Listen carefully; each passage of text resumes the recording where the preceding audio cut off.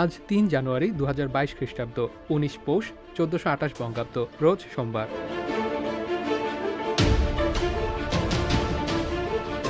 ১৪৯৬ সালের ৩ জানুয়ারি Leonardo da Vinci উড়োজাহাজ চালানোর চেষ্টা করেন, কিন্তু তার সেই চেষ্টা ব্যর্থ হয়।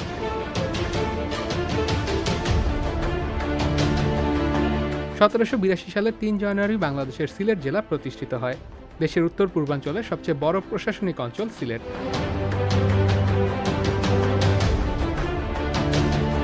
১৯৬৮ সালের ৩ জানুয়ারি এই দিনে বঙ্গবন্ধু শেখ মুজিবুর রহমানকে প্রধান আসামি করে ৩৫ জন বিশিষ্ট ব্যক্তির বিরুদ্ধে আগরতলা ষড়যন্ত্র মামলা দায়ের করে পাকিস্তান সরকার।